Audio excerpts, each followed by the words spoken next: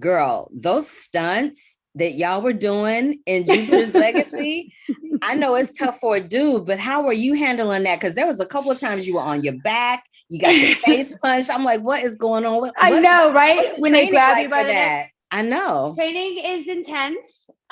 Training is intense. I am not a spring chicken. I didn't think I would be donning a suit at my age. I thought maybe I'd missed that window, that superhero window. So I was very excited to do it. And I think ignorance might be bliss because I didn't really realize that part of it. And then when we started doing the super, like with the stunt training, it's pretty full on. But it's so cool, like to be able to learn how to throw a punch and take a punch and sell a punch and to get to fly. Like I don't care. You can hoist me 50 feet in the air. I'll stay up there. The views are great. It's amazing. I love it. I love it.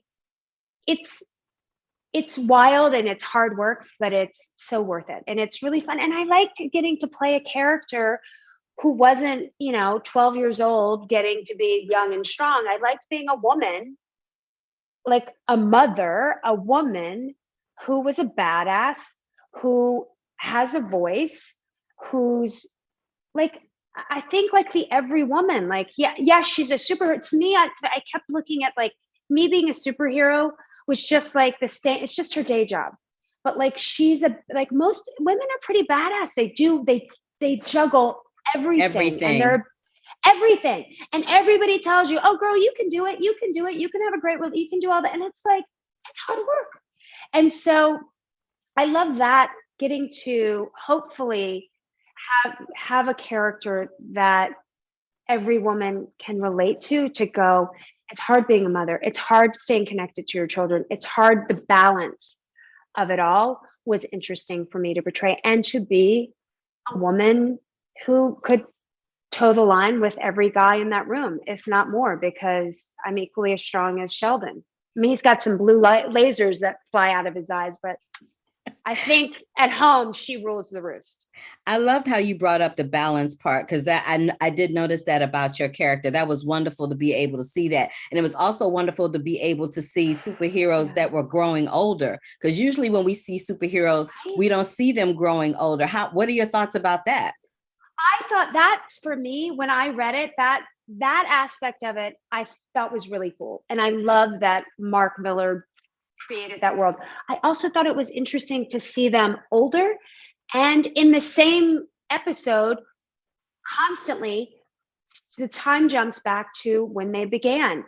I think there's something, you look at people and you can never remember them when they were in their 20s.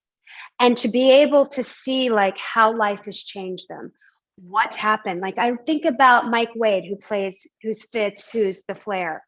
And you see him and he's so brilliant and smart, and not a time when people were getting to do what he was getting to do, to be there. And then you see him and he's in a wheelchair and you're like, what, and where does that story go? And to see that, and you start to see these glimpses of like the relationship that my character has with him, and you're like, wait, where did that happen?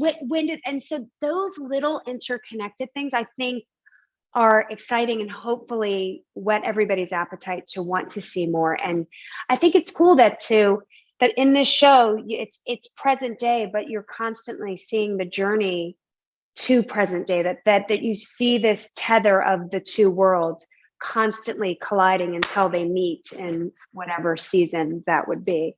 But you rarely get to see that. No, you rarely get to see that. You're absolutely right. Well, you are a badass on screen and off. Thank you so much for giving me part of your time today. Enjoy Australia, and hopefully we'll see each other soon. Where are you right now? I'm in LA. Oh, how is it? It's hot today. As I sit here in a sweatsuit. I love it. Be safe, be well, and thanks for watching the show. My pleasure. Thank you. Okay. Bye, Carla. Thank you, Carla. To keep up with the Curvy Critic, like our page here, click that subscribe button, and click that bell for notifications. Love, peace, and hair.